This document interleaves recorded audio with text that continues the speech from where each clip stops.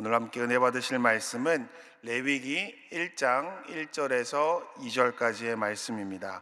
레위기 1장 1절에서 2절까지 말씀 다 같이 함께 봉독합니다. 야훼께서 회막에서 모세를 부르시고 그에게 말씀하여 이르시되 이스라엘 자손에게 말하여 이르라. 너희 중에 누구든지 야훼께 예물을 드리려거든 가축 중에서 소나 양으로 예물을 드릴지니라. 아멘. 저는 오늘 함께 봉독한 말씀을 통해서 번제에 담긴 하나님의 뜻이라고 하는 제목으로 잠시 말씀을 나누기를 원합니다. 레위기는 사람들이 선호하지 않는 성경책 중에 하나입니다. 왜냐하면 제사법과 관련된 내용을 다루고 있기 때문에, 특히 제사라고 해도 수천 년 전에 다른 나라에서 드려지는 제사의 내용을 다루고 있기 때문에 도대체 무슨 말인지 모르겠고, 또 아무리 읽어도 은혜가 되지 않는다라고 하는 생각 때문에 그렇게 생각하는 것 같습니다. 그래서 어떤 분들은 잠이 안 올 때 구약에서는 레위기를 읽고 신약에서는 예수님의 42대 족보가 있는 마태복음을 읽는다는 말씀도 들어본 적이 있습니다. 레위기가 이처럼 많은 사람들로부터 외면받는 그 이유는 레위기 제사장들만 읽어야 하는 책인 줄로 오해를 하시기 때문에 그런데, 사실은 레위기는 하나님의 백성으로서 구별된 삶을 어떻게 살아가야 하는가를 교육하는 참고서이기 때문에 굉장히 중요합니다. 이스라엘에서는 어린 아이들에게 레위기를 가르친다고 이야기해요. 그 얘기는 레위기가 쉽다는 이야기일까요? 어렵다는 이야기일까요? 쉽다는 이야기예요. 레위기가 중요하다는 이야기입니다. 그래서 저는 오늘 사순절 둘째 기간 동안 새벽 기도를 통해서 레위기를 새롭게 여러분과 함께 읽어 가려고 합니다. 이를 통해 레위기에 담겨 있는 하나님의 마음이 어떠한 것인지를 깨닫고, 또 우리가 성경을 읽을 때 더욱더 은혜로운 레위기 말씀이 되기를 소망해 봅니다. 첫 번째로, 율법의 중심에는 레위기가 있다는 사실을 말씀드리고 싶습니다. 이스라엘의 토라는 창세기, 출애굽기, 레위기, 민수기, 신명기 5개를 말씀을 하는데 레위기가 몇 번째 있죠? 창세기, 출애굽기, 레위기 가운데 있습니다. 그 얘기는 뭐예요? 토라의 가장 가운데 레위기가 있다. 하나님의 모세 오경 중에 가장 중심에 레위기가 있다라고 하는 말씀입니다. 그런데 예수님 당시에 사람들은 레위기 율법을 속죄의 눈으로만 이해를 했습니다. 그래서 그들은 사람들에게 레위기에 있는 말씀을 철저히 지킬 것을 요구했고, 그걸 어길 시에는 사람들을 죽이기도 했습니다. 오늘날에도 이같이 율법주의에 묶여있는 유대인들이나 이슬람 주의자들은 율법을 어기면 그 사람을 죽이기도 하고 있습니다. 이러한 율법주의적 의로움에 사로잡혔던 사람이 한 사람이 있었는데, 그게 누구냐면 사도 바울이었습니다. 사도 바울이 예수님의 은혜를 경험하기 전에 이 율법에 근거해서 사람들을 마구마구 잡아 다녔고, 또 감옥에도 집어넣고 핍박도 했었던 사람이 바로 사도 바울이었습니다. 율법을 속죄의 정죄의 눈으로 보면 사람들을 공격하게 됩니다. 그런데 예수님이 바라보신 율법은 조금 달랐습니다. 실제로 마태복음과 마가복음의 내용에 보면 한 율법사가 예수님을 향하여 이런 질문을 합니다. 어느 계명이 큰 계명입니까? 라고 물어볼 때 예수님께서 이렇게 대답하시죠. 마태복음 22장 35절에서 40절 말씀입니다. 우리 다 같이 함께 봉독해 볼게요. 예수께서 이르시되 내 마음을 다하고 목숨을 다하고 뜻을 다하여 주 너희 하나님을 사랑하라 하셨으니 이것이 크고 첫째 되는 계명이요 둘째도 그와 같으니 내 이웃을 내 자신과 같이 사랑하라 하셨으니 이 두 계명이 온 율법과 선지자의 강령이니라. 이게 예수님이 바라보신 율법입니다. 예수님이 첫 번째 계명이 뭐라고 말씀하셨냐면 하나님 사랑. 두 번째 계명이 뭐라고 그랬어요? 이웃 사랑. 유대인들은 정죄, 속죄의 눈으로 율법을 해석했다면 예수님은 무엇으로 해석한 거예요? 사랑으로 해석하셨던 겁니다. 그런데 여기에서 나오는 두 번째, 내 이웃을 내 몸과 같이 사랑하라 라고 하는 그 말씀은 예수님이 만드신 말씀이 아니에요. 예수님도 성경을 인용하신 건데 그 말씀이 바로 레위기 19장 18절에 있는 말씀인데 또 한번 같이 봉독해 볼까요?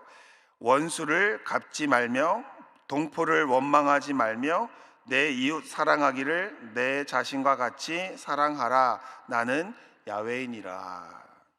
이처럼 레위기는 율법의 핵심이고 예수님 말씀의 기초가 되는 말씀이라는 것을 알 수가 있습니다. 예수님은 율법을 사랑으로 해석하셨고 저도 그러한 예수님의 해석이 맞다고 생각합니다. 왜냐하면 레위기나 율법의 참된 목적은 사람을 죽이려고 하는 것이 아니라 어떻게 하면 하나님을 더 사랑하고 어떻게 하면 이웃과 사랑의 관계를 맺을 수 있는지를 말하는 말씀이기 때문에 그래요. 그래서 율법을 잘 아는 사람, 하나님 말씀을 잘 아는 사람은 사람을 정죄하기보다는 더 사랑하는 사람들입니다. 그 다음에 하나님의 말씀을 잘 아는 사람은 이웃들과 사이좋게 지내는 사람들인 거예요. 하나님 말씀을 잘 안다고 하면서 사랑하지 못하는 건 말씀을 아는 것이 아니라는 것입니다. 저와 여러분도 하나님 말씀에 깊이 들어가시면서 하나님을 더욱더 사랑하게 되기를 주의 이름으로 축원합니다. 이웃들과 사랑하는 이웃들이 되시기를 주의 이름으로 축원을 드립니다. 이게 율법의 핵심인 레위기의 말씀이고요. 두 번째는요, 레위기는 관계의 말씀인데 이 말씀을 우리가 눈여겨봐야 되는 것은 뭐냐면 레위기가 왜 중요하냐면 레위기는 관계의 말씀이기 때문에 그렇습니다. 겉으로 보면 레위기가 좀 딱딱하죠. 또 잘 모르겠죠. 하지만 여러분 그거 아십니까? 딱딱한 과일의 그 껍질 안에는 맛있는 속이 들어있다는 거예요.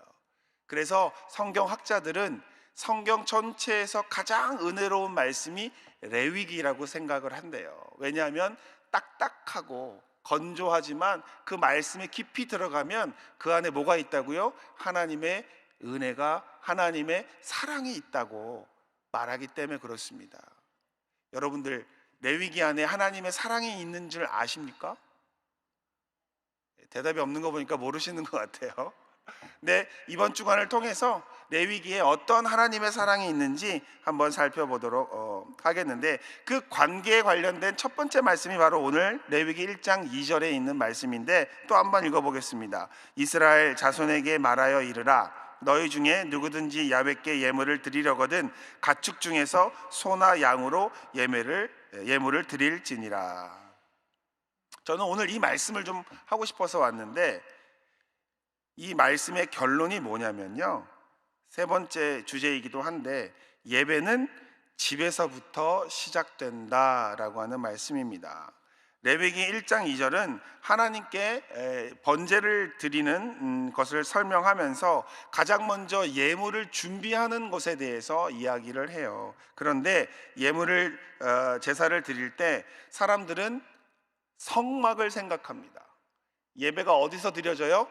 성막에서 드려지잖아요. 그런데 오늘 성경 말씀은 성막에서 시작되는 게 아니라 집에서 시작된다고 말하고 있습니다. 그런데 어떤 분들이 저한테 물어보세요. 아니 여기 집에서 시작된다는 얘기가 어디가 나오냐? 그런데요, 어디에 나오냐면 2절에 가축이라고 하는 단어가 있습니다. 근데 이 가축을 한자로 풀어보니까 집 가자에 쌓을 축이라고 하는 단어가 합쳐진 게 가축이에요. 그러니까 가축을 고르면 어디서 골라야 돼요? 집에서 고르는 겁니다. 그러니까 하나님이 예배를 하나님께 드리는 번제를 설명하실 때 가장 먼저 이야기하신 게 가축을 골라라였는데, 그 가축은 어디서 골라요? 집에서 고르는 거예요. 그러니까 예배는 어디에서부터 시작되는 겁니까? 집에서부터 시작되는 거예요. 여러분, 저는요 어렸을 때 예배가 어디에서 시작된다고 생각했냐면, 한참 놀다가도 대성전 저 바깥에 문, 또 여기 복도에 있는 철문 앞에까지 막 장난치고 오다가 성전에 들어오면서부터 저는 조용히 했었어요. 왜냐하면 예배가 어디에서 시작한다고 생각했냐면 성전 안에서 시작한다고 생각했거든요. 그런데 여러분, 예배의 시작은 성전이 아니에요. 예배의 시작은 집에서, 가정에서부터 시작된다는 것을 잊지 마시길 주 이름으로 축원을 드립니다. 그런데 예배의 시작이 성전이 아니라 집에서부터 시작된다는 것이 무엇이 차이점이 있을까요? 예배가 성전에서 시작한다고 생각하는 것과 집에서부터 시작한다고 생각하는 것의 차이가 뭘까요? 예를 들어서 말씀을 드리겠습니다. 여러분, 예배 시간에 소리치고 떠들고 싸우는 분 계세요? 이 자리에 계신 분들께는 안 계시죠? 왜 예배가 시작되면 소리치지 않고 부부가 싸움하지 않을까요? 혹시 예배 중에 부부싸움 하시는 분 보신 적 있으세요? 저는 이제까지 예배 시간에 부부싸움 하는 분을 본 적이 별로 없어요. 왜 그럴까요? 창피해서 그럴까요? 아니요. 성전 안은 하나님께 예배를 드리는 장소이니까 조심하는 거예요. 다른 사람들한테 피해가 가지 않도록 조심하는 거예요. 하나님한테 신뢰가 되지 않도록 조심하는 거예요. 그런데 또 하나 질문 드릴게요. 그런데 성전 안에서는 안 싸우잖아요. 그런데 집에서 교회 올 때 싸워요, 안 싸워요? 말없이 웃으시는 거 보니까 다 한 번씩은 싸우셨나요? 이상하게 성전 안에서는 안 싸우는데 집에서 교회로 오는 그 동안에 잘 싸워요. 어떻게 제가 알까요? 저도 싸워봤거든요. 이상하게 집에서 아이들을 데리고 나오면 아이들이 말을 안 들어요. 그 다음에 빨리 교회 가야 되는데 아내가 빨리 안 나와요. 그러니까 막 화가 나요. 그래가지고 막 소리를 치고 교회 주차를 하고 성전에 들어올 때는 어떻게 들어와요? 안 싸운 것처럼 하고 들어오잖아요. 이 차이점이 뭘까요? 저는 그 차이점이 여기에 있다고 생각해요. 성전 안에서는 예배를 드린다고 생각하니까 우리가 안 싸우는 거예요. 그런데 성전 바깥에서, 집에서부터 오는 건 예배랑 관계가 없다고 생각하니까 싸우는 거예요.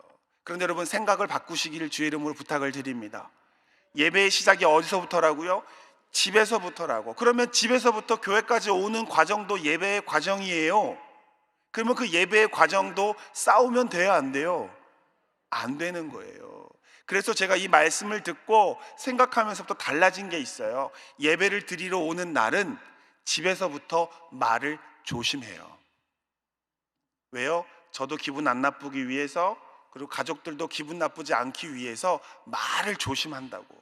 그 다음에 운전할 때도 다른 차가 막 껴들면 기분이 좋아요, 나빠요? 나쁘죠.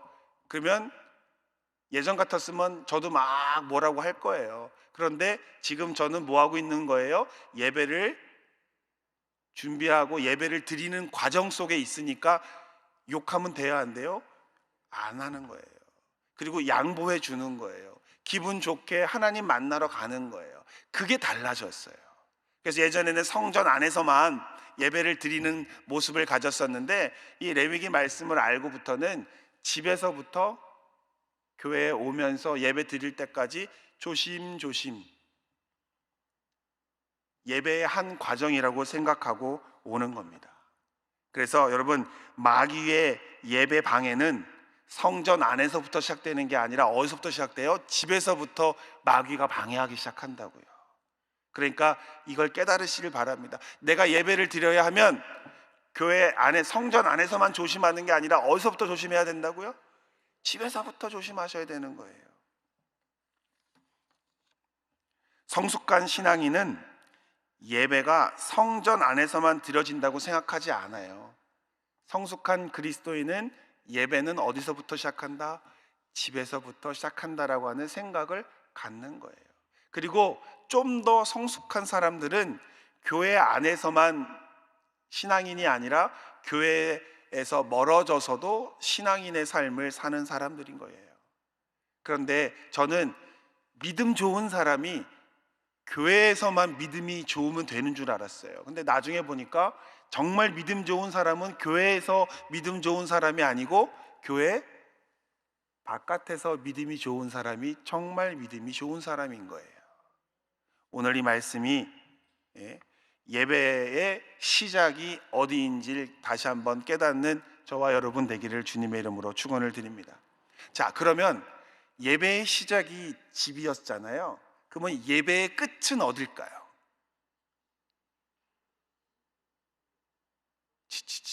이 소리만 들리네요. 예배의 시작이 가정이었으면 예배의 끝도 가정인 거예요.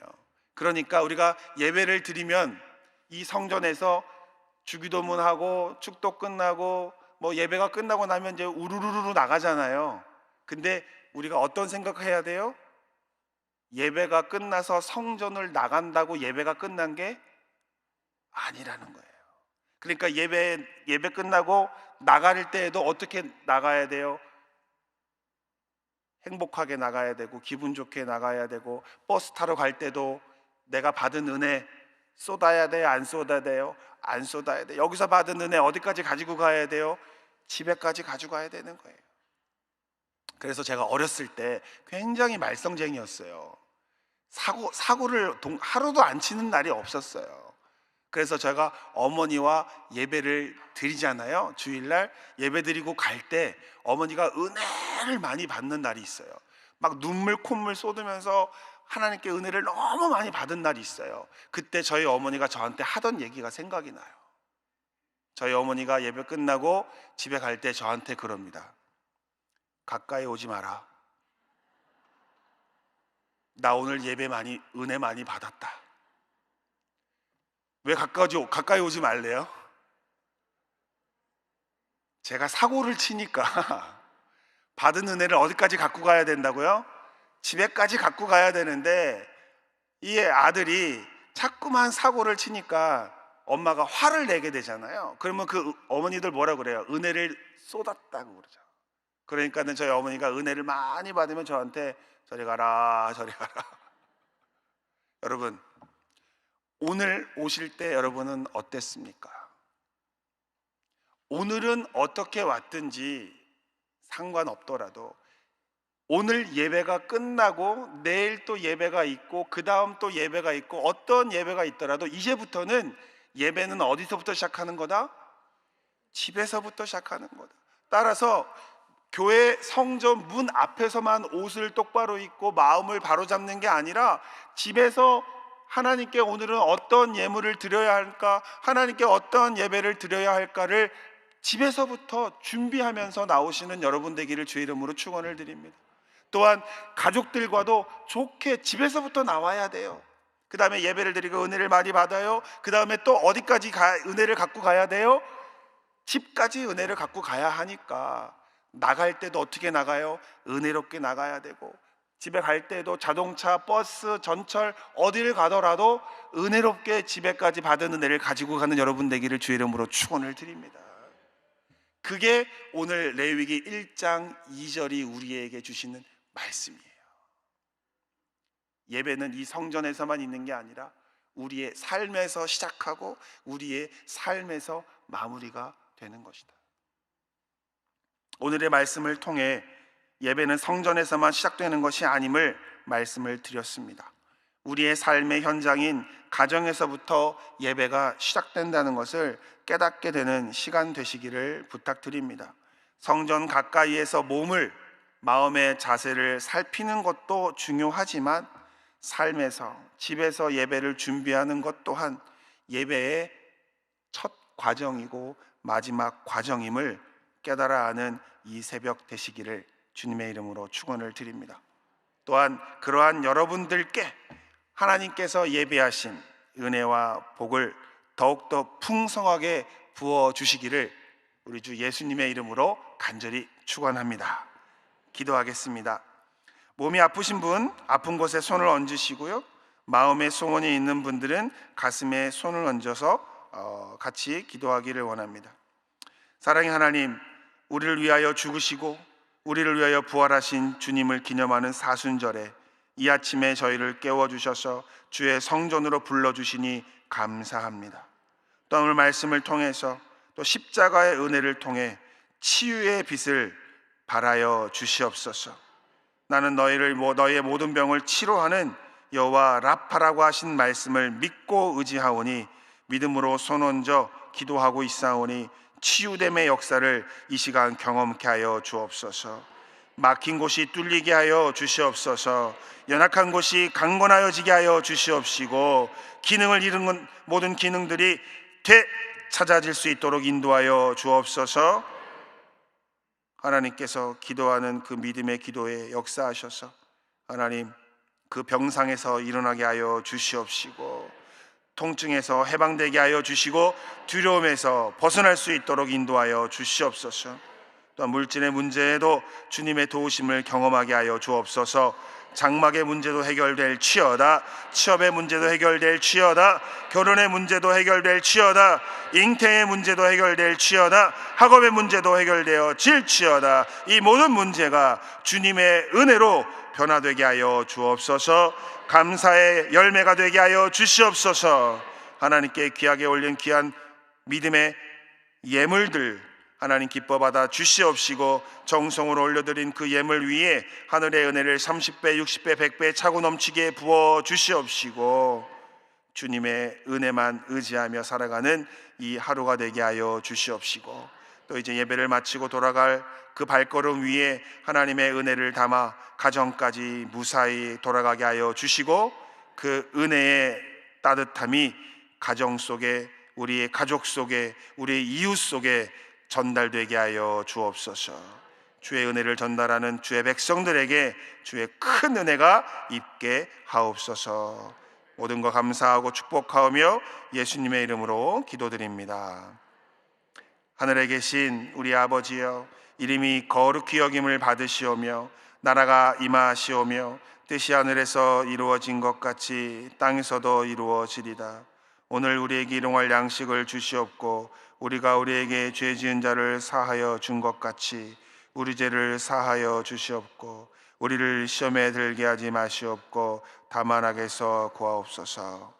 아버지와 권세와 영광이 아버지께 영원히 있사옵나이다. 아멘.